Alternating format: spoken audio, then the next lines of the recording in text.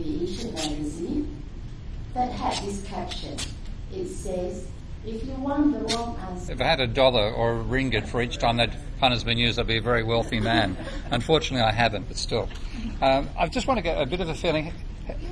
Pardon? Oh, the microphone, pardon me. Let's see, let's try this one. Okay. Okay, is that better? Obviously, yeah, good. Can I get a show of hands of who was at the conference yesterday at my presentation? Okay, but only a minority. So what I might do as a starting point, rather than starting with talking about illogical fallacies, I might go through the presentation I gave yesterday, just because part of what I was doing there was using the complex systems approach I take and applying it to Islamic finance as well as to mainstream. So I'll do that first of all, and then go to the micro. That sound reasonable? Okay. I also know I always speak too quickly. Okay, so I'm willing to be told to slow down, like I was willing to be told to use the microphone. Okay, so I had my first exposure to Islamic finance 20 years ago because there was a colleague in the accounting department at the University of Western Sydney, Omar Zaid. And Omar and I got on very well and decided to do some papers about financial instability and Islamic finance, and also what does ISAD mean, what's the interpretation of economics in the Islamic world. So I got some exposure that way. And when I was asked to give a presentation at the conference, partly about economics in general and why it's gone so badly wrong, but also about could Islamic finance avoid the instability of capitalism, my expectation was I'd model and find the answer to that question was yes. Well, I actually found it was no, but not in terms of the entire idea of Islamic finance, but simply the idea of replacing debt-based money with risk-sharing money, effectively. And what I found was that that wasn't sufficient. So I'll go through that presentation now.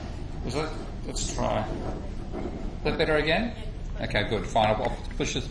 I can turn that one off now. Okay, good. Right, so what we've found in economics, of course, is a huge shift from a level of extreme confidence about that they knew how capitalism functioned to really almost, I think at the moment you'd call a state of despair starting to hit the economics profession. And what I often find is these things begin at the top in many ways. The people who get disillusioned with the state of the theory are often the leading theorists first. The people who are still doing the nuts and bolts tend to continue believing on. So I want to talk about a bit of the shift that's occurred at the very top of the profession. If you go back to not 2003, you'll find when Robert Lucas became president of the American Economic Association, this was the confidence he had that macroeconomics, as he had developed it, had solved the major economic problem of avoiding depressions. So this is in his presidential address, and saying that his thesis is macroeconomics succeeded, the depression prevention has been solved for many decades. Well, of course, 4 years later, that claim collapses. But before it happened, one reason they thought they'd tamed the avoided financial crises was this phenomenon of a declining volatility in employment and inflation, which they called the Great Moderation. And Ben Bernanke was a particular fan of this phenomenon, and also particularly willing to take credit at the level of the central bank, in any case, for the fact that it had occurred. So he talked about how recessions had become less frequent, milder, volatility had declined, and he believed that was because of better control of inflation, which of course was the central bank's ambit. And he literally called it, as you see there, the welcome change in the economy. So it was seen as being a very, very positive sign. Of course, the crisis then hit a few years later. You could find that the closest mainstream economic claim I found to the crisis itself, saying how wonderful 2008 was going to be, was June of 2007 by the OECD in its quarterly economic outlook. So right up until that stage they thought 2008 was going to be fantastic. Of course, by the end of 2008, this is Hank Paulson as Treasury Secretary telling the Congress that they needed hundreds of billions of dollars, and he said the only reason he didn't use the word trillion was to avoid causing cardiac arrest. But of course they did finally start getting trillions of dollars to bail the economy out. And when he was asked what would happen if he didn't get the money, his answer, and he's quite a religious man as you're probably aware, was may God help us all. There really was a belief capitalism was going to fail if they didn't get that money. Of course the banks certainly got the money instead. Now, when you look at how macroeconomics reacted to this, first of all there was shock.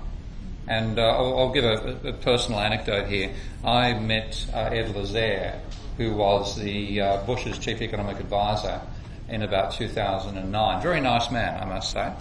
But Ed told me that the state of mind inside Bush's cabinet when the crisis hit and they realised how severe it was sheer panic. They completely abandoned any economic theory. It was just they believed that if they didn't do something gigantic, capitalism could well fail on their watch, and they would be blamed for the collapse of capitalism. That's just how deeply they were scared about what was going to happen. Now, but after it, when you looked at how initially macroeconomists tried to cope with the fact that they hadn't seen the crisis coming, their explanation was that if they just built a range of stronger shocks into their model than they used for previous recessions, they could model the dynamics of the Great Recession. So this is Peter Ireland, saying back in 2011 that the crisis was just due to bigger shocks coming along than in previous recessions. So it was just the shocks, technology and preference shocks. I want you to keep that in mind because I'm going to give you an interesting quote from Paul Romer later on in the presentation. But a decade after that, that complacency is gone, not at the level of the foot soldiers of economics, but at the level of what you might call the high priests. So my first exposure to just how dramatic a shift was happening in economics came with Narayana Koshalakotta, who was the president at the Minneapolis Federal Reserve. And that's one of the provinces of the distinction between freshwater and saltwater economics. Well, this was freshwater, very conservative, believing capitalism was inherently stable, minimise the government role, all these sorts of arguments. And just in July of this year, only a few months ago, he said the premise for serious modelling, by which he means building dynamic, stochastic, general equilibrium models of the economy, was that there's a well-established model of theory. He said, in my view, after the highly surprising nature of the data over the last 10 years, is this premise is wrong. We simply do not have a settled, successful model of the macroeconomy. And that's quite a severe shift in the belief they have in the accuracy of their own models of the economy. And Blanchard is another person who's gone through a remarkable transition. He published a paper 1 year after the crisis began, which is called The State of Macro. Has anybody read that paper or seen that paper? I do recommend taking a look at it because he actually says at one point the state of macro is good. This is in August of 2008 when it was first published. August 2016 is now saying this. The models have become dominant in macro research, and this is the usual argument that they're a mature science organised around micro foundations. He said others see them as a dangerous dead end, which he acknowledged to some extent but very superficially back in 2008. Now what he has to say is there's reasons to dislike those models. And what's the reason to dislike them?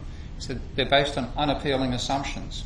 And of course often neoclassical economists would reject any criticism of assumptions and saying, well, assumptions don't matter, or you have to make simplifying assumptions, etc., etc. What he was saying instead is they're not just simplifying, they're profoundly at odds with what we know about consumers and firms. And I'm going to go on and elaborate that in the part of the presentation where I start talking about microeconomics and how badly grounded micro itself is.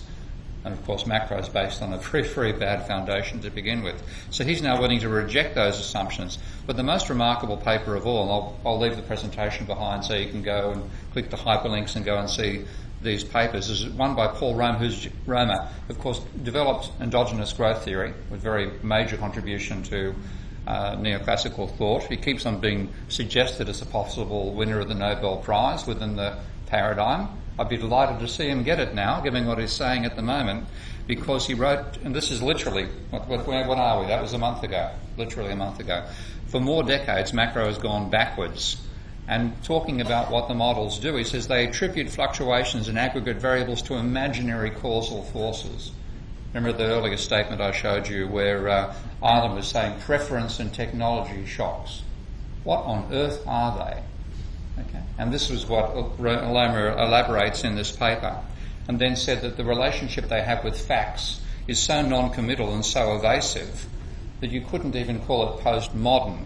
And I'm pleased to say that I agree with Roma completely in criticising what's called postmodern philosophy. I think is an intellectual disaster. But he said economic models are even worse. He suggests they should be called post-real. Yeah? Not even related to the real world in any meaningful way. Now, that's a very positive development from my point of view, because I've been saying much the same for 40 years. And in fact, if it's quite possible I could have put my name to that paper that Roma wrote, and people would say it's typical Keane, doesn't know what he's talking about. What would he know about economics? And then, of course, it's actually Paul Roma who wrote those comments, which has been wonderful.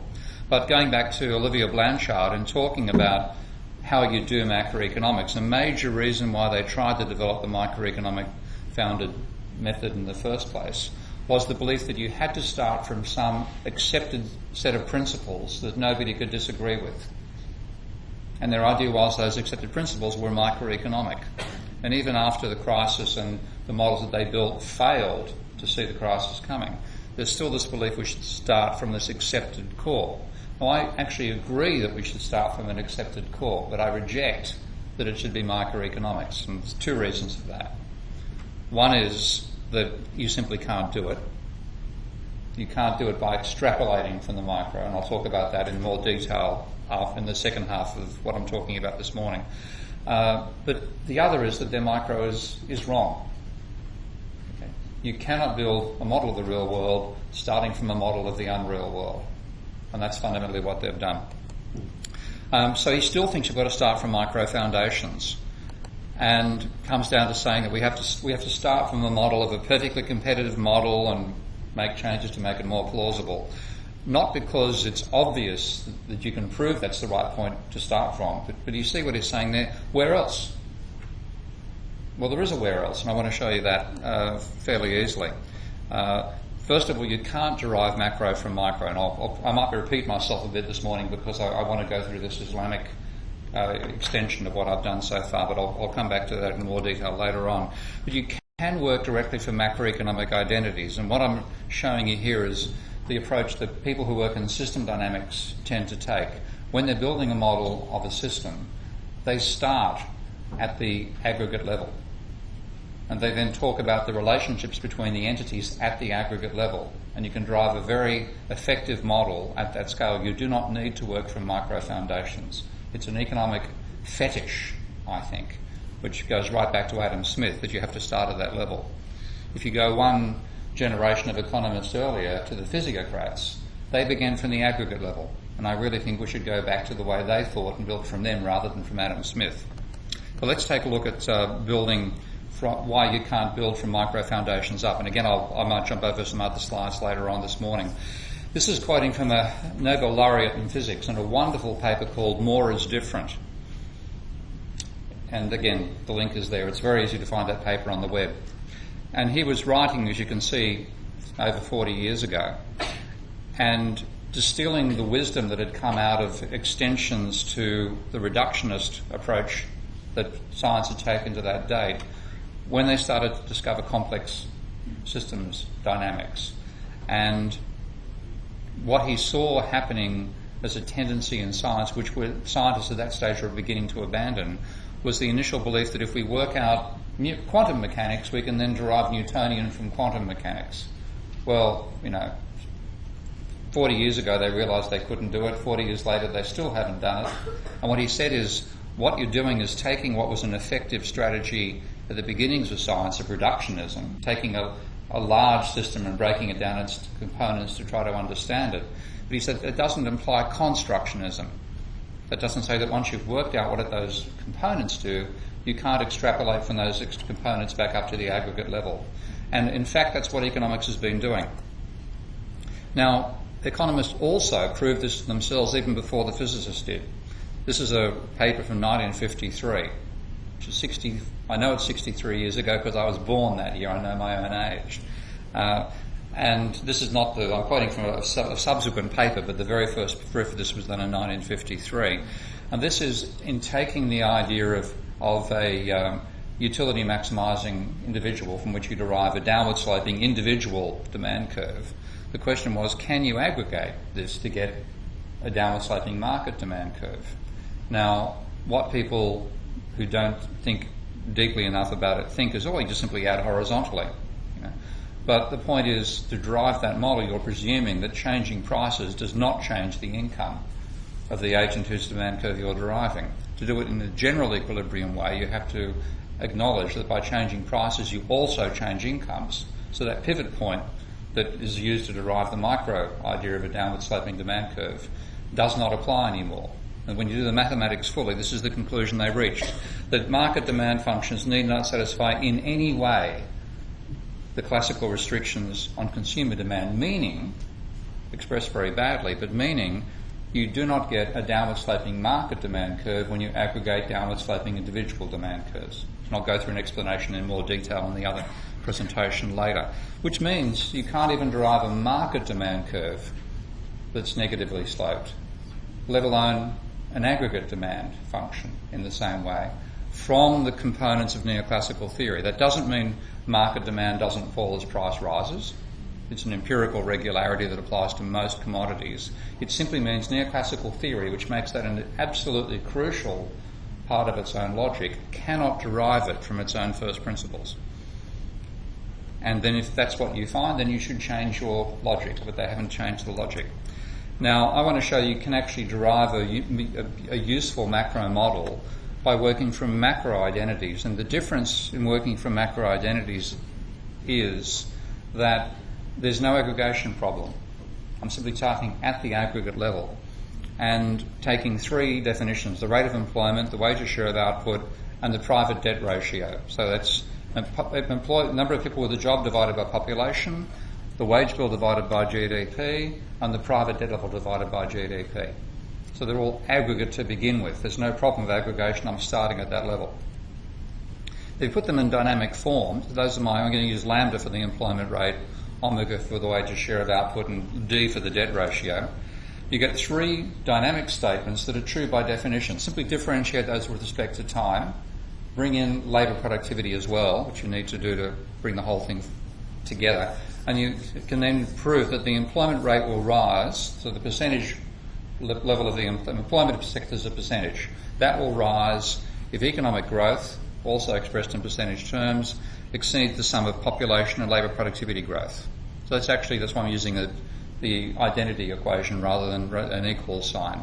So that's the percentage rate of growth change of employment is equal to the percentage rate of growth of GDP minus the percentage rate of growth of labour productivity and population.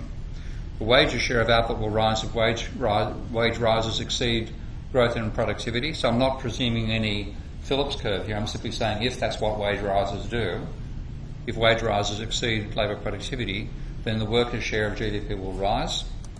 And the final one is the debt ratio will rise if the rate of growth of debt exceeds the rate of growth of GDP. That's obvious.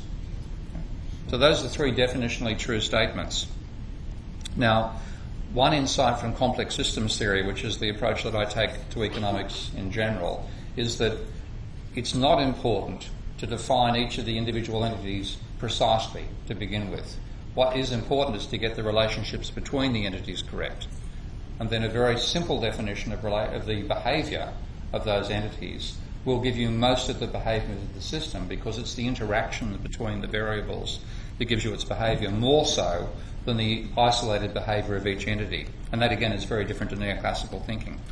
So I'm going to start from arguing simply there's a fixed relationship between capital and output.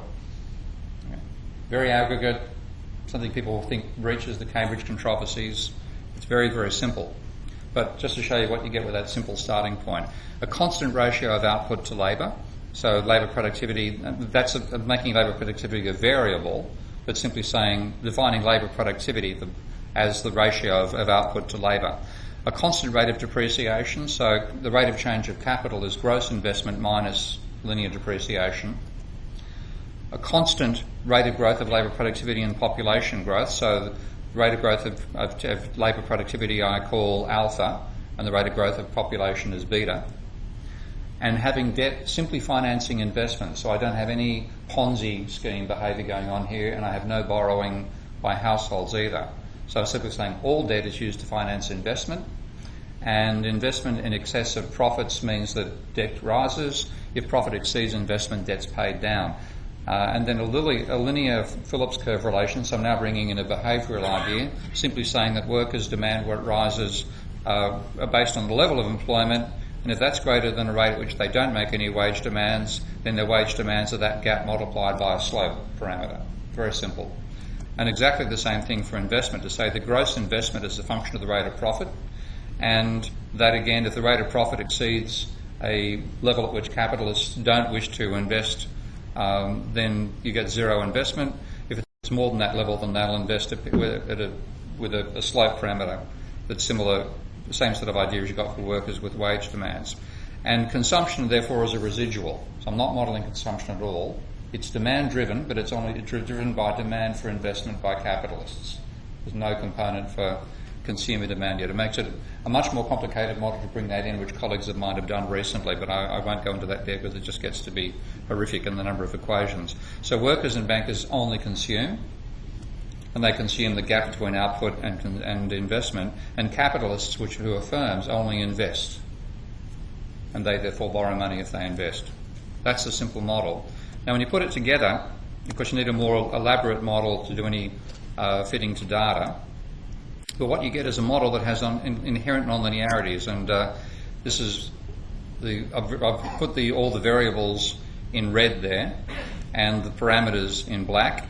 And if I was going to go through a detailed lecture, I'd get you to all derive those equations. I know it looks a bit on the scary side, but that's a pretty simple model, because there's only 3 variables and 9 constant parameters, and so there's no exogenous shocks. It's an entirely deterministic model. Now, and what you get out of it, this is why I say they're inherent nonlinearities. Here's in the first equation, which is the rate of change of the employment rate. I have the employment rate multiplied by the negative of the wages share and the debt ratio. In the second equation, you've got the wages share multiplied by the positive of the employment rate. And in the third, you've got the debt rate multiplied by, which is negative, times the negative of the wages share and the negative of the debt share itself. So there's a genuine quadratic there, as well as what we call quasi-quadratics. Now, putting all that together, you wouldn't think that a model that simple could give you any real insights. But what it does do is it generates both a great moderation and a great recession. And that's something you can't do with a neoclassical model. Well, nobody's done it with one yet, without just using shocks to make it fit the data. So what you get are 2 possible behaviours for the model. And I'm now showing you one of the 2. And that is this is where it converges to equilibrium. So the cycles in the employment rate and the cycles in the debt ratio are slowly converging to equilibrium values over time. But if I change the slope parameter for the investment function and make the capitalists more willing to invest, which you would think is a good thing, what you get is an apparent moderation followed by a breakdown. And you can't get that out of a neoclassical linear DSGE model. Certainly one that's deterministic could not give you anything like that. But this is a deterministic model. So what's going on in the model, and I'll bring it up here in my Minsky software, which is open source, by the way. Has anybody actually downloaded Minsky? Great, okay, good. We're still working on it. I still need funding to keep it going further. But what it lets you do is define equations as the flowchart, just to show that's actually not a static diagram. You can move components around, you can change values. I can make the accelerator larger or smaller. I can do that during the simulation as well. And I'll start by setting the profit, so the slope of the profit function to a very low level, and simulate. And what you get over time is you can see those cycles converging to a nice, comfortable equilibrium. And that's fundamentally, without knowing it, that's what the neoclassicals extrapolated forward from the period from 1980 to 2007, believing it's going to go on forever and we're just heading towards a nice stable system. Now, all I have to do is now change the value of that capitalist investment function, and I'll slow it down a bit here.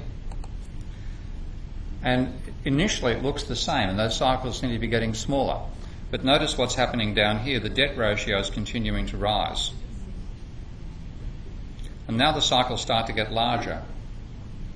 You can see it very much in the phase diagram. If I keep it going on for long enough, the system will collapse. And what's actually happened is the debt ratio continues to rise. You end up with a level of debt that overwhelms the capacity of capitalists to finance their borrowing, and the economy collapses. So that's what's actually going on there, just giving a bit of detail. What you also can see, I don't think I actually cover it in this diagram, but what's actually happening as well is a shift in income distribution. Capitalists are getting fluctuating around a constant amount for most of the time, even though they're the ones borrowing the money. So the rising amount of money they're paying to bankers is offset by a falling amount they're paying to workers. And so you see rising income inequality as a sign of a breakdown approaching in the economy. So it's a causal explanation for the rising level of inequality, and it attributes that as a signal that we're going to have a financial crisis. Again, it's very different to what you get out of, again, neoclassical attempts to understand what happened before the crisis occurred. Now, that's a model that, as you saw, if I just go back to it, I've defined that using exactly the equations of I've shown you the ratio equations here. Reading this equation backwards, that's saying the rate of change of the employment rate is the employment rate multiplied by the profit function divided by the accelerator, which is part of the level of investment, minus depreciation and technical change in labour productivity. And as equations, if you click on the equation tab, you'll see that flowchart defines the same equations I showed you a moment ago. So whatever you do in Minsky, using the wiring to build it, it's building the equations in the background. And at some point we intend making it working both ways, but again that takes more funding for my computer programmer to get that done. Now if I bring up, this model here is done in flowchart form, so rather than expressing the model as a set of aggregate relationships, I'm now doing it at the ratio relationships, I'm now doing it at the aggregate level. So I'm saying here that real gross investment minus depreciation gives you real net investment. If you integrate, it gives you the level of real capital. Multiply that by the price level, you get the nominal value of capital. Divide the real capital level by the accelerator relationship, you get real output. Divide that by labour productivity, you get employment rate. Divide that by population, you get the level of employment. Divide that by population, you get the employment rate. That is then fed into a wages function, which can be linear or non-linear. I'm using a non-linear one here. Multiply that, that gives you the nominal wage. Multiply that by labour, you get the nominal wage bill. Subtract that from output and also subtract interest levels, you get net profit. Divide that by the nominal value of capital, you get a profit rate. Feed that to an investment function, you then get gross investment. So it's a causal analysis. And if I now simulate this model,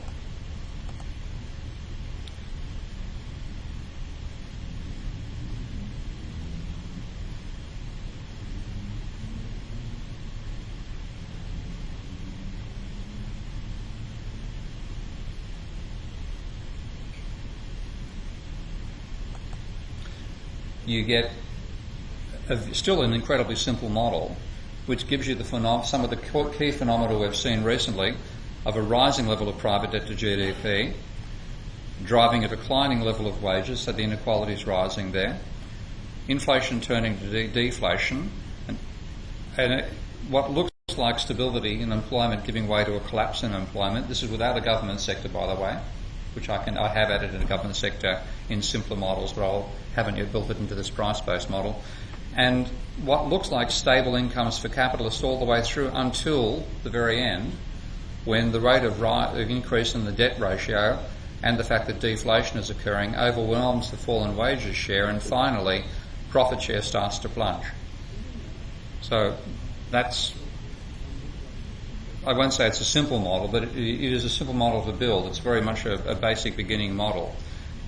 And that's enough again to capture what we've seen happening in the financial system. It gives us inherent cycles. The cycles are not due to exogenous shocks, it's inherent. And just when it seems the cycles are over, the great moderation, everything collapses. And what's causing the crisis is rising levels of private debt, and the last ones to know are the capitalists. So if you're relying just upon the rate of profit, you won't see this problem coming. You have to have a coherent view of the economy overall.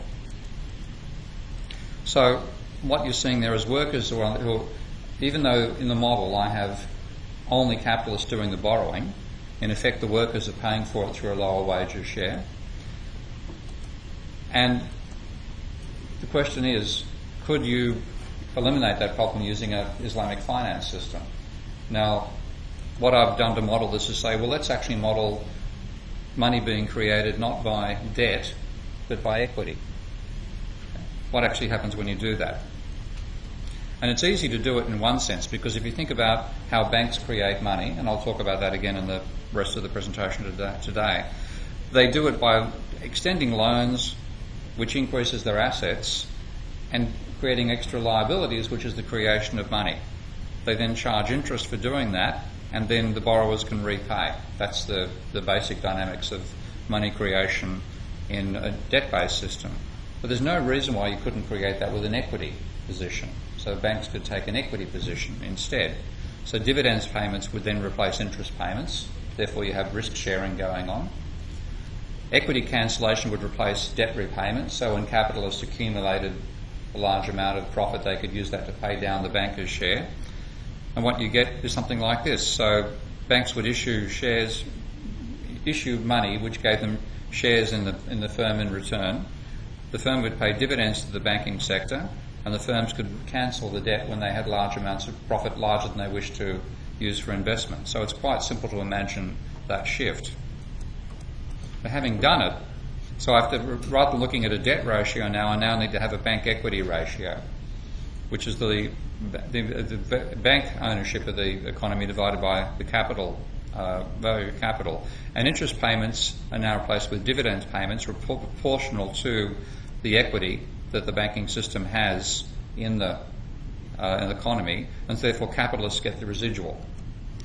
And if there's funds available for investment, they're also available for equity cancellation. So you say net profit is now capitalists' share of ownership of the means of production multiplied by the gap between output and wages.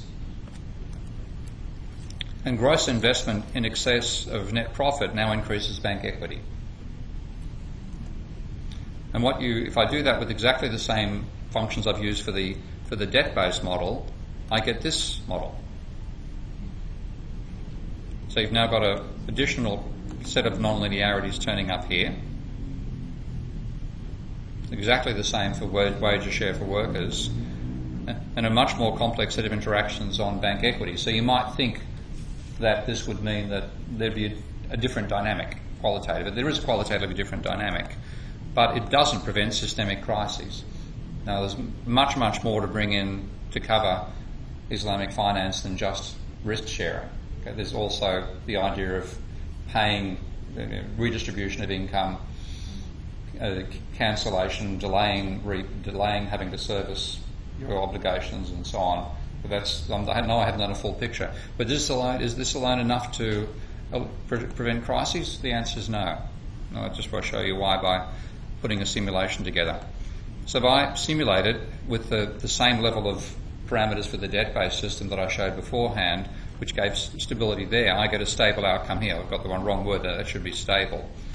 But if I model it with a higher level of investment, then what you get is bank equity taking over the economy, and the same apparent moderation with a very sudden collapse. So it's the same pattern again in income inequality. With a low level of capitalist desire to invest, you get stable income shares. With a higher level, again, a falling income share going to workers is offset by a rising share going to bankers. So even though it's the firms doing the borrowing in the model, it's the workers who end up paying for it with a lower level of income share, which justifies what you talk about in terms of redistribution of income. Okay? It's a necessary part of avoiding the consequence that I'm showing here. So just having the debt showing is not enough. So just to show you that was the debt-based model I showed you a moment ago. This is the equity-based model. And again, the same story. If I put a low level here for the capitalist desire to invest, then you get equilibrium coming out of it. But if I have a higher desire to invest, and I don't need to go all that high, I'll just make it 8 rather than 10 as I did for the other case. You can see the breakdown dynamics as well. So it's not sufficient. So that's a very simple models, but I think they illustrate the power of taking a complex systems approach to modelling these type of dynamics in our economy. And you cannot get those sorts of emergent properties out of the equilibrium assessed models that neoclassicals build. So what I can show by this illustration is that what can happen just with equity, with risk sharing, without all the other elements of Islamic finance, bank ownership claims can grow faster than GDP, just as debt can grow faster than GDP.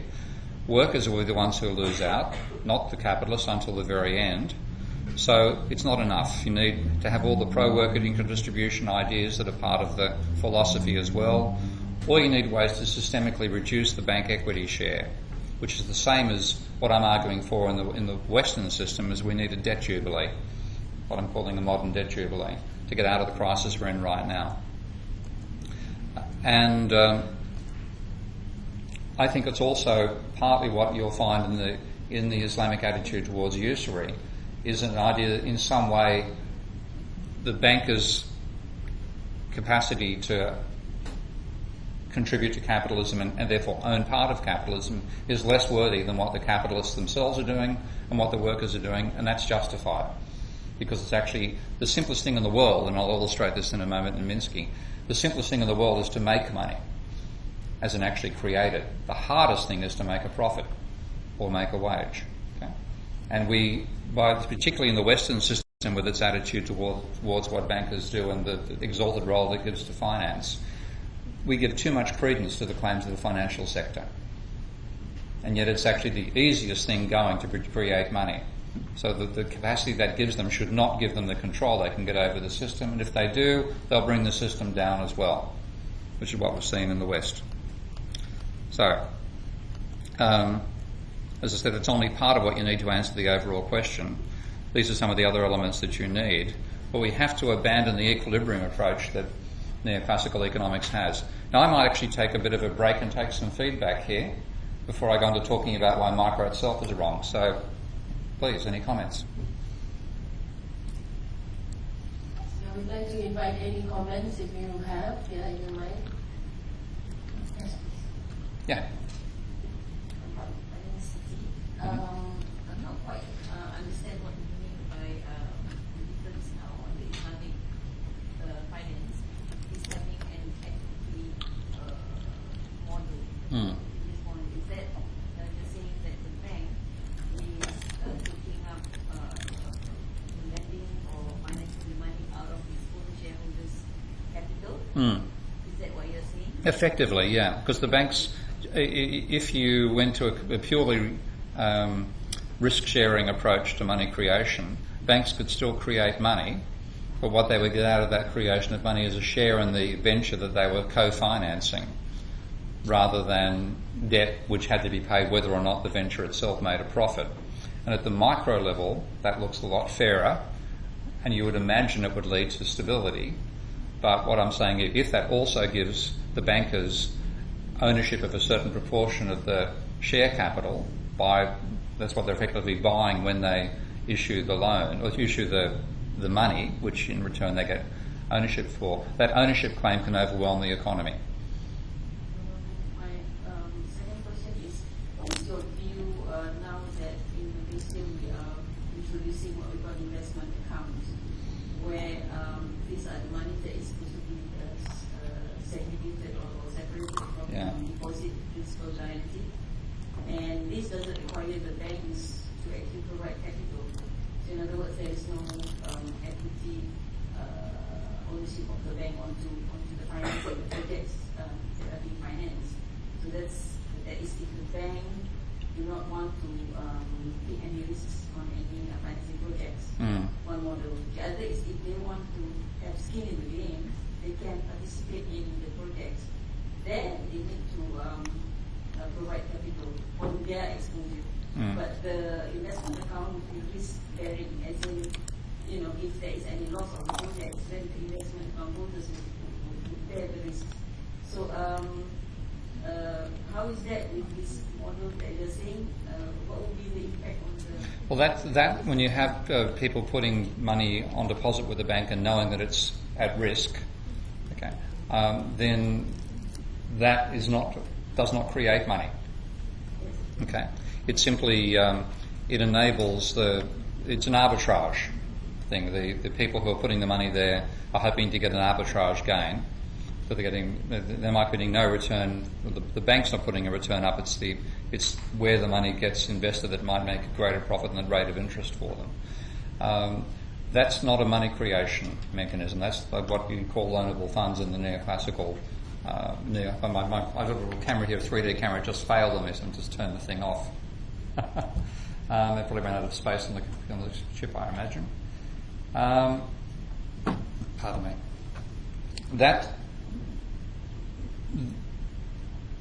That's not a solution to capitalism's overall needs for money, because that just recirculates existing money. So to me it's like building the textbook model that neoclassicals have of money as loanable funds and making it actually part of the system, but that's never going to increase the amount of money in existence. And we have a growing economy. It needs a growing amount of money. So it's not a solution. It's an alternative way of getting some finance for companies, but it's nothing like the same volume you get when banks actually create loans or create an equity share.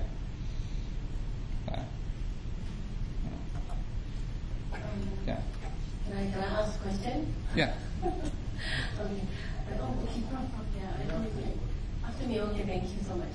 I'm very much interested in the fact that when you say about the rising inequality because of the rising debt and whatnot, yeah? And then because we have been paying banks, and then the proportion of the income would be lower and whatnot. But because we have been living in capitalism, and the importance of the debt in basically assisting in the growth of the economy, the importance of the bond market and whatnot. Yeah. So in your simulation or in your view, what would be the accepted level of private debt to the GDP and whatnot? I'll go into some of that empirically later, but I think the basic level that I think is, if you think about a debt-based system or even an equity-based banking system, anything over 75% of GDP as a debt level is... Malaysia is having about 55, so are we still okay? Pardon?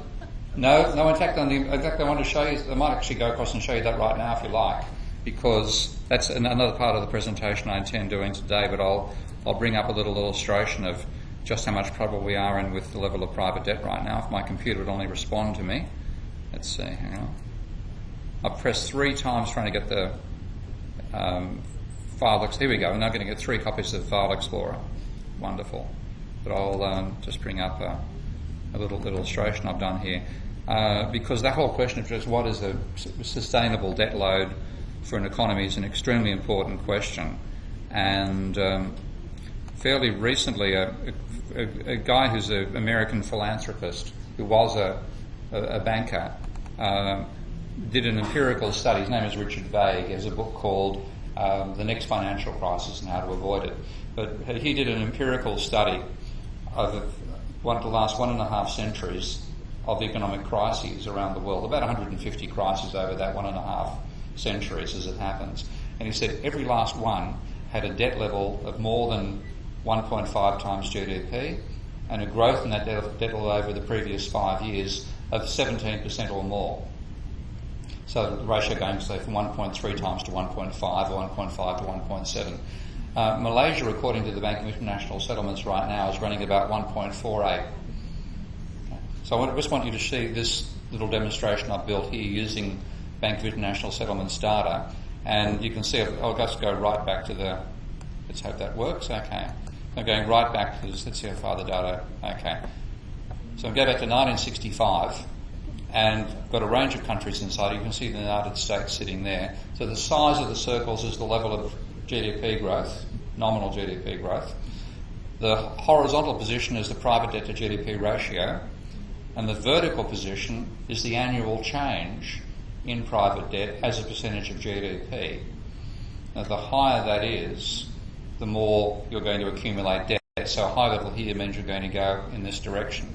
And I've marked off what I see as the danger region, the level of private debt, above 1.5 times GDP, and with credit, which is the change. I define credit as the change in private debt. Okay? So I use debt and credit quite separately. Debt is the stock, credit is the flow. Okay? And if I now run this over time, I want you to, you'll see Malaysia's in here somewhere, it turns up at some point. You'll see it ends up getting in a fairly, it's been through a dangerous position level already. I think it's about to approach that again. So I'm now going through months, each year's data on a month-by-month basis. You can see Japan as the first country approaching this danger zone. And of course Japan had its crisis back in 1990. 1967, A68. Pardon the jumps and the visual, that's the flaw with Microsoft Excel every time I change years. Now, the late 1970s to early 1980s is when Japan started to get into what we call its bubble economy period. And you can see it passing in there in the early 1970s. It has now hit that 1.5 times GDP ratio. You saw Singapore popping up there occasionally with a much lower debt level.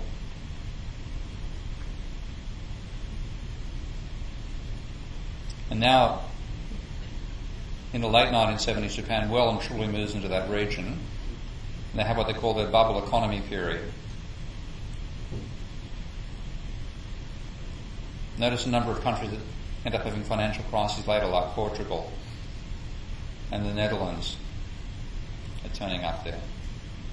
Here comes the 1980s, and you'll see Japan goes right into that region.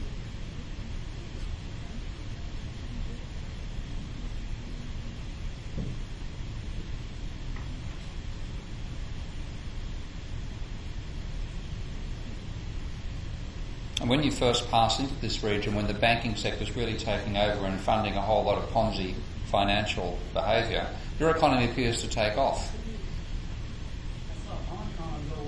Yeah, I know. Didn't they have a crash? The stock market They did, yeah. So we're into the 80s. Now, watch Japan. Just fly up here as 86 to 90 goes on. Norway, Denmark turn up as well. They had financial crises at similar times. Here goes Japan and Hong Kong.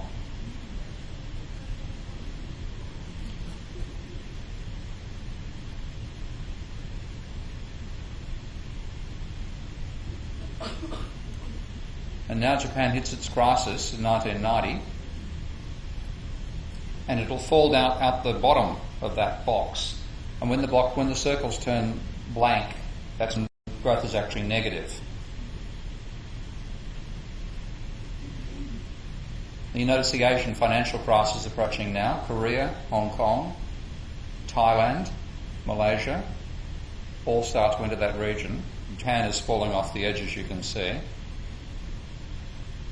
Credit growth now is becoming virtually negative. Here's the Asian financial crisis, Thailand, Korea, Hong Kong, and Malaysia.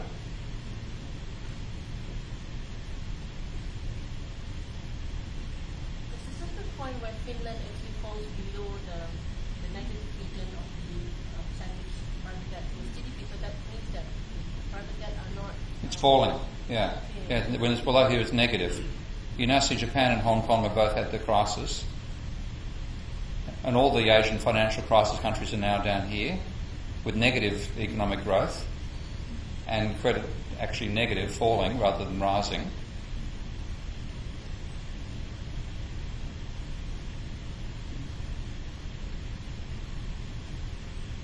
Now we see the United States starting to move into this region.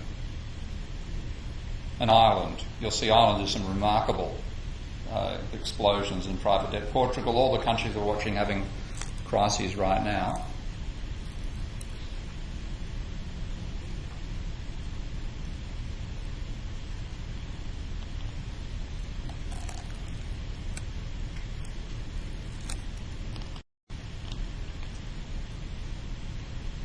There goes Ireland, what we called the Celtic Tiger at the time. Spain, Norway, Hong Kong, Sweden is in there. The United States is now headed. It's now falling out the bottom when the crisis hit. Ireland, hugely negative change in its GDP. That's the crisis itself.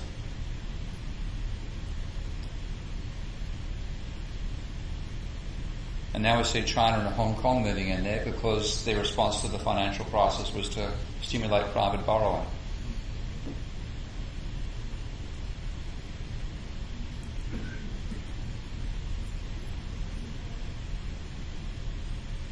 And that is Spain, Portugal, Hungary, Greece, down the bottom, negative credit. So change in private debt actually taking demand out of the economy rather than adding to it. And now we are approaching modern day. Oh, the data's disappeared. Great, now it's back again. Okay. So the countries that I see being in danger, obviously the ones inside this region, China, Sweden, Hong Kong, Australia, Korea, Canada, Belgium. But notice Malaysia, Thailand and Singapore are all coming back into this region again. So I think actually Malaysia is in the danger zone, or moving in that direction. You have several years where you can get away with it, because while the credit's expanding, then you can get a boom in the economy. But when you get up to this level and you start to have a decline in the rate of growth of credit, that itself drives demand down, and then you end up crashing out the bottom. So I think you're actually in the danger zone. I have two questions that let me invite for Yeah. my question is Okay.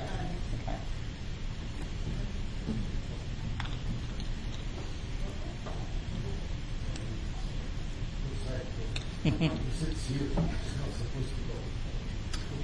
Okay. I think your structure for an Islamic economic system, of course, it reminds me of the counter arguments that I got when I put forward my own structure. Mm-hmm. One of the arguments that why do you want to have total reserves in an Islamic economic system? What does total reserves have to do with Islamic economics anyway? You see what I mean?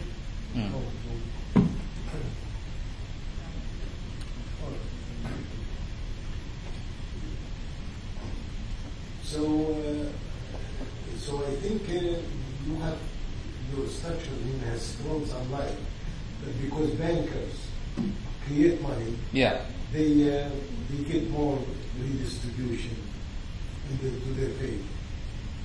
Another thing here is that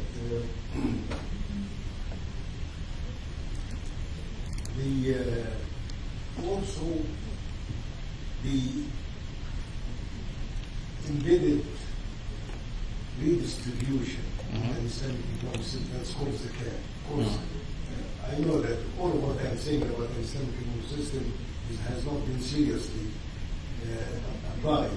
But zakat actually has two interesting things. First of all, we are doing redistribution every year because we know that even under the Islamic economic system, you cannot maintain an optimal or maybe desirable distribution of wealth.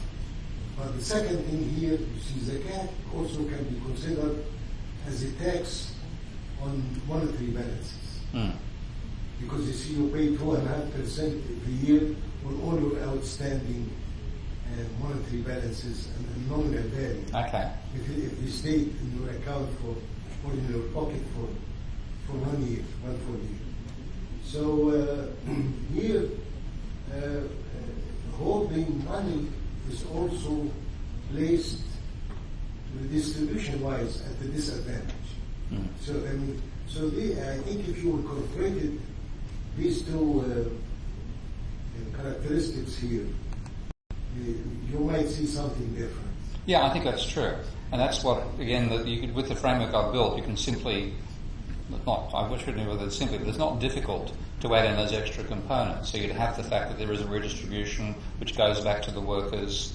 And the way that I've designed Minsky, and I haven't put a presentation together on this front, but I'll just quickly illustrate the main reason I designed it, and that is that it's very hard with that flowchart paradigm to build models of financial transactions, because to properly build a model, show financial flows, you actually need to record them 4 times.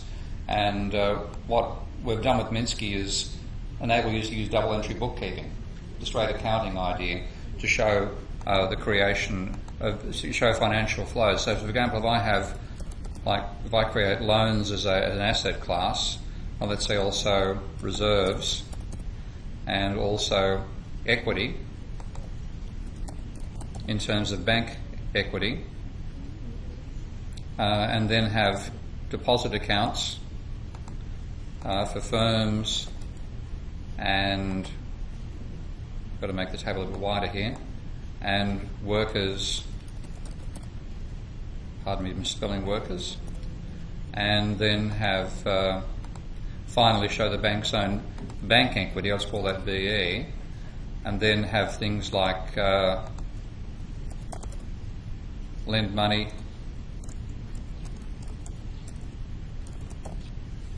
and I have those loans going from here to the firm sector, and then paying wages, which is a payment from the firm sector to the workers.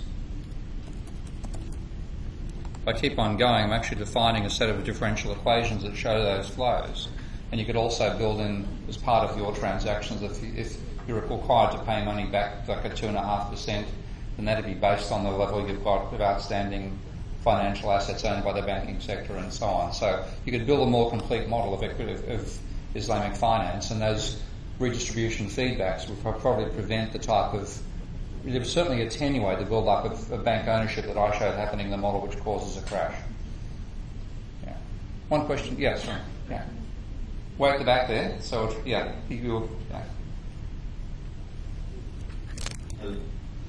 Thank you, Professor Keating. 2 questions.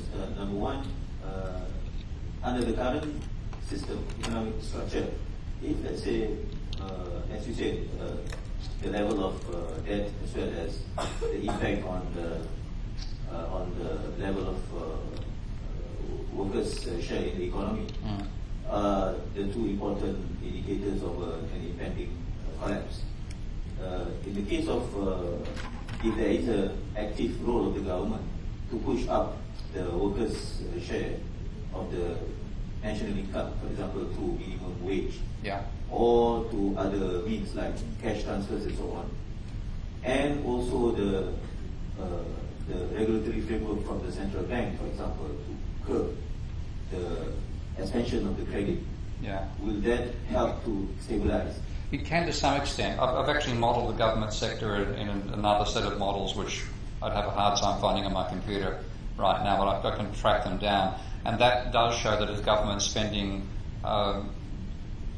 effectively goes to workers, then spend it buying money from the corporations, so long as the government defends a minimum level of unemployment or a maximum level of unemployment, then you get continuous cycles, you don't get a breakdown. So it can work at that level. But to me, the thing which we need to add is we need to focus on the level of debt as another economic indicator, as important, if not more important, than inflation and employment. So actually target debt directly, and you do what's necessary to reduce the debt. In the Islamic system, you do what's necessary to prevent the financial sector owning too much of the productive resources of the economy. So you have to include that as well. When I included working on a more complicated model right now with price dynamics, where for the government sector does effectively like unemployment benefits to workers, that can give you a rate of collapse which is so great the government spending can't counteract it. that the rate of decline from the excessive debt can overwhelm the government's own response, and you still get a crisis. But if you directly target a level of debt, then you prevent that crisis, even if you don't give the money to workers.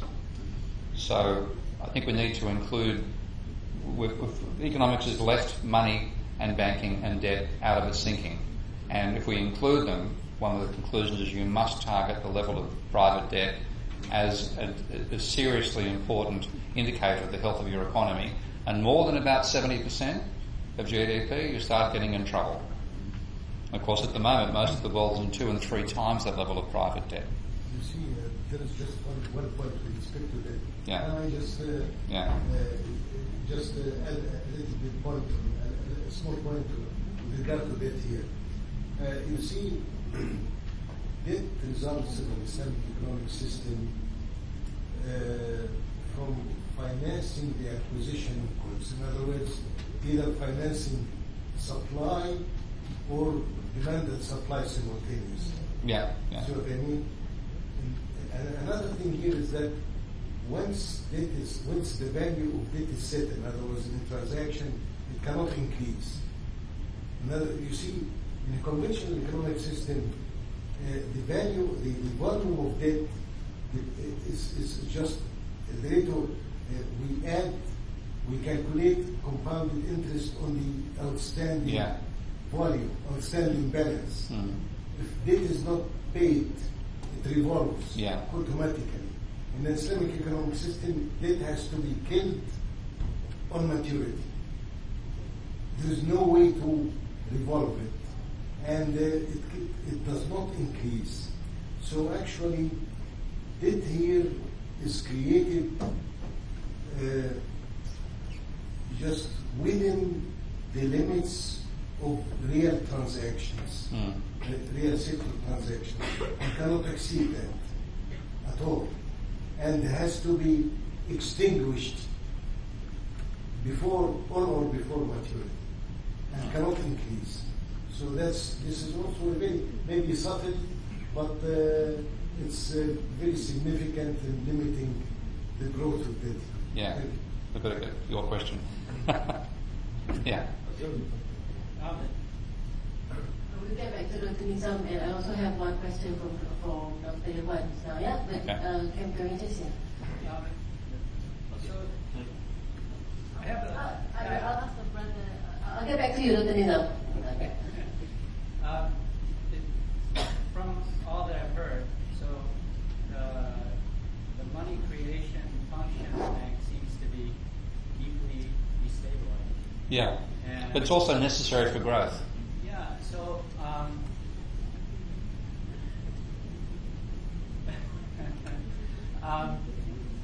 is there a way to tame it? There's these other proposals that governments create money. Yeah. And I think I've watched a lot of YouTube talks. You criticize that on the basis that banks will get around any kind of regulations that limit that power.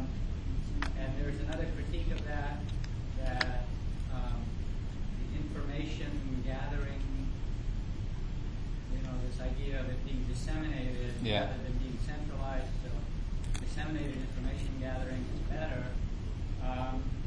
But if that natural function of those private entities is to just create that no matter what, and increase it no matter what, how relevant is that information dissemination factor to the problem? Yeah, there's no easy solution. So I'm not talking about a panacea, but I think a lot of people do try to come up with a single bullet panacea for the problems of the financial sector, and that's often things like, let's take away the right of banks to create money at all and give it to the government. I think the government should play a major role in creating money, and it should be providing it for infrastructure and welfare and all those sorts of things, and that provides the money that the private sector needs to run commerce anyway. But I wouldn't want to have government bureaucrats deciding who gets money for innovation. I've had enough of being an academic and going for research grants and getting them turned down 9 times out of 9, and seeing the sort of nonsense that happens in terms of bureaucratic layers of decision making, and the whole emphasis in a bureaucratic system is to avoid making a mistake. Well, I mean, my favourite ever example of that is on a personal level, as I was involved with a trade union in Australia that was manufacturing a new fighter training a training aircraft for the Air Force, and the Air Force told them how to design it.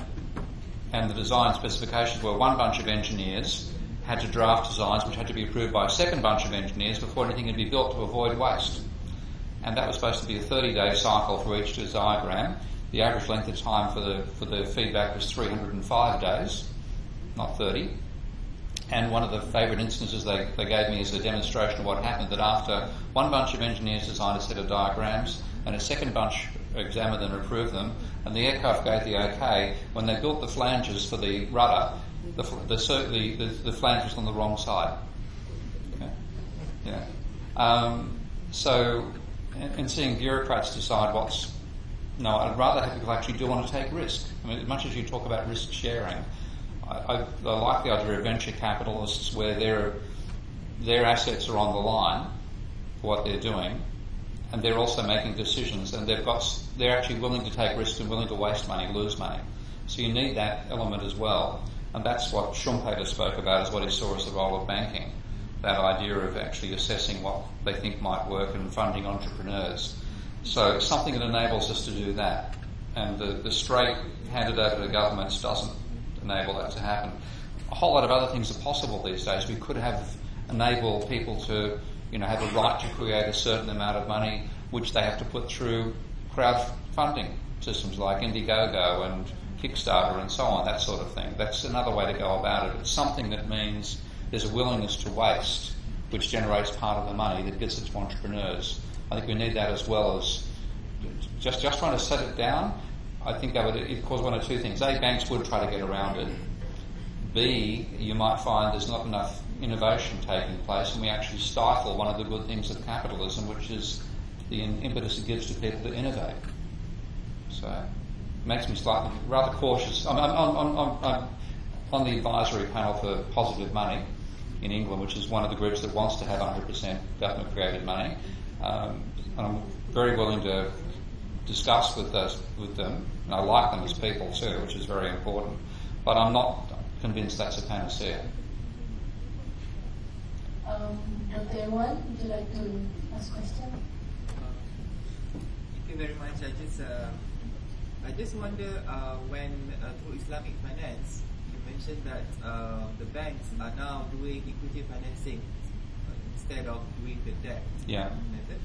How would this then still contribute to the money creation? Because it seems that equity financing should be more closely related to profit creation. And my second question, can you clarify further, from the Minsky software, even with this equity financing, you showed that the capital, the bank share, it continues to increase, while the capital share seems to be stagnant. While it's supposed to be that through equity financing, shouldn't be that the share of the capitalists who contribute to this equity financing, shouldn't they also be increasing? Should the capitalist be also going up, because they are the one that contribute this funding to the banks? On what basis would it be logical that the share of the banks, will continue to go up, even though they are just kind of a partner in that equity financing? Well, because banks can create money, the bank creation of money is, if you think about bank accounts, the sum of all bank accounts being money, then when a bank issues a loan, increases its assets on the one side, it increases its liabilities on the other, and that's how it's creating money, with the idea of looking at equity-created money rather than debt-created money. When they did the loan to a firm, what they would, the firm normally effectively is like selling a bond to the. If you think about when a firm borrows from a bank, it's fundamentally like it's issued a bond and sold the bond to the bank and the bank gives the money back for it. That's the basic model. What I'm saying with an equity-based system, it's like the firm issues shares, sells the shares to the bank, and the bank gives the money back. So both are ways to create money. That can be done. But if you imagine that capitalists are perennially optimistic, there's a boom going on, want to invest more than they've got in retained earnings, then they've got to issue more shares to the bank and to get more money back from the bank in return for that. But each time they issue the shares, they're handing over ownership of their capital. Now, what I've got in the model, which of course is too simple at this stage, but it's to illustrate the dynamics, is that the bankers just consume. They don't actually invest. So if you have an increasing amount of the ownership of the equity of the country going to the banks, and the banks themselves aren't investing, then your rate of investment is going to decline. Okay. So bankers will be taking a larger and larger share of a smaller and smaller rate of growth of the economy, until ultimately they're taking all of it. There's all consumption taking place, there's no investment, so the economy collapses. All very stylised, but that's the basic reason why you still have a collapse. And that's why I say you have to think about the ethical element. Who's working harder? A bank doing double entry bookkeeping or a firm making goods? It's incredibly easy to make money, physically make it. Okay, it's very difficult to make goods. We need to have that moral attitude as well and say that we can't let the financial sector take over the entire economy, and it can do it whether it's by debt or by equity. So you have to have mechanisms that mean the financial sector can't become the dominant element. Okay. But can I call for Dr. Nizam question and I go back to you, Prof. We have the session has a very heated discussion now, and we are due for a break in about 3 minutes time. Dr. Nizam, can. Thank you, Mrs. Chairperson. Professor Kim, to my second question earlier, I would expect that you are not a supporter of a full 100% reserve system. That's correct, I'm not. Yeah. So, is there any possibility of modelling it in scheme? Oh yeah, very simple. I mean, the fundamental idea behind 100% reserve banking is banks no longer can lend out, create assets and create liabilities at the same time. They would have an account at the central bank, and then if they lent money, there'd be a transfer of money from that account to the private sector. So as they lent money, their amount of money they'd have available to lend would fall, and there'd be a physical limit to how much they could lend. And one thing about Minsky, which I haven't demonstrated yet, but I'll just quickly bring it up here. With this particular model, I've simply put that's like a private banking system here. I can then create another banking icon which becomes a central bank. And as mentioned, I had reserves there beforehand, as you saw. I'll just call this CB loans very quickly. And let's say that what are the liabilities of the central bank going to be? Well, the program knows that there are reserves shown in the system already, so I can now show that the reserves are a liability of the central bank. Pardon me. Okay.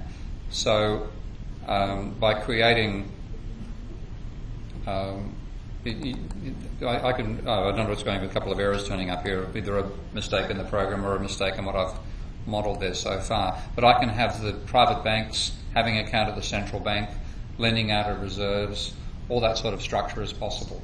So it's quite possible to do it. And that's the whole idea of the financial system as an interlocking set of balance sheets was one of Minsky's major intellectual contributions to how I think about capitalism. So the software Minsky has been designed to enable that to happen. Maybe just a follow-up question. No microphone? Sorry, yeah. So maybe follow-up question to that. If let's say there's a problem with uncontrolled credit expansion at the bank, at the level of the banking system, and at the same time, too much creation of debt can lead to an impending collapse. Then perhaps in addition to the current practice of having the capital adequacy ratio to meet certain level, we may want to introduce as a policy rule that certain level of debt or within certain level of range for the banking system in order to make sure that this credit expansion cannot go beyond and move the economy closer to the danger zone. Is that a possible policy implication on the part of the central bank? It's possible, and I mean the trouble about that is that's what the banks are. I mean, if you're working in a central bank, you'd see it all the time. They're very good at evading those sorts of limits and creating off-balance sheet entities and so on to evade those controls over capital adequacy ratios. And even a capital adequacy ratio, if bank lending is inflating asset prices, there's a feedback that justifies more lending. So I think you have to have controls on the nature of bank lending and say, for example, that bank loans have to be based not on the value of the asset, but the value of the income flow generated by the asset. And you set limits on that basis. And therefore, in the case of housing, you wouldn't be able to lend for a house more than, say, 10 times the annual rental income of the house. And then make a link between the level of debt that's created and the income earning capacity of the asset, rather than getting the positive feedback we currently get between lending and the price of the asset, which is what gives us these runaway bubbles in house prices. So I think we need to be cleverer by realising the real problem with lending is the break between the level of the debt and the income of the purchaser. They'll always manage to bend that. They'll go from a 10-to-1 ratio to a 30-to-1 ratio, and they're gearing and so on. But if you limit the lending to some multiple of the income of what they're purchasing, which is, again, has got an Islamic content to it, they can't lend. They won't create asset bubbles anymore. Okay? So that's the danger. The asset bubbles they create by that sort of lending. And I've described my concept for controlling that as the PIL, property income limited leverage. So one of the great weaknesses in our system at the moment as well is that borrowers themselves want to have a high level of leverage, because if you're competing to buy a house and you've got the same income as somebody else, then the one of you that gets the high leverage will win the battle, which means we actually personally as individuals wish to have a high level of leverage. But that of course causes rising house prices, which sets off the entire bubble and leads to the sort of trap we can see globally. If instead there was a limit that said that no matter how much income you earn, the maximum amount you can borrow for buying a particular property is, say, 10 times the annual rental income of that property, then two people with equivalent incomes, the winner would be the one who saved more. Okay. And we need that sort of mentality in the public to break the public's desire to get a higher level of leverage, which is what actually leads to the problems we have in the first place. I'm going to take just one more question before we adjourn for break. Yes, please. Okay, then. Thank you, Professor Steve. Oh, your microphone's gone off again. My observations are based on the first part of your presentation about the derivation of macro from macro, not relying on macro. If you remember, before Arthur Marshall propounded this theory of downstream demand curve, he studied the behavior of some fishermen. He studied the behavior of some fishermen to propound this theory of downsloping demand curve, inverse relationship between price and demand. And of course it does work, with the exception of the snobbers, those who want to show up. When the price goes up, they want to buy more. The Bollywood celebrities, the case of. But if we believe the ceteris paribus assumptions, other things remaining the same, and also the law of large numbers in statistics, then of course microeconomics does help in building up macro. Market demand curve still can be based on individual demand function, if we believe in the law of large numbers. let's actually be answering that question to the next session, because I'm going to talk. I'll go to the micro issues and the validity of neoclassical micro, and after we have a break. Okay. Because I have other questions on three assumptions. So. Yeah. No, I just employment rate, labor ratio, and also the private debt to GDP ratio. Yeah. Well, those, to me, if you're going to move, this is partly coming back to the whole idea of whether you can actually do constructionism, as Anderson described it. Can you construct a model by extrapolating from the characteristics of an individual entity, which is largely what you get in Marshall's method? And the answer to that is no. And I'll show that in a bit of detail in the next part of the presentation. But you really can't do it, and it's a fallacy that only economists are still guilty of. You look at the intellectual disciplines that try to do modelling; it's about the only one left that still believes in constructionism. And it's about time we caught up with the rest of the world, the rest of the not the rest of the scientific world. It's about time we caught up with the scientific world and stopped doing constructionism.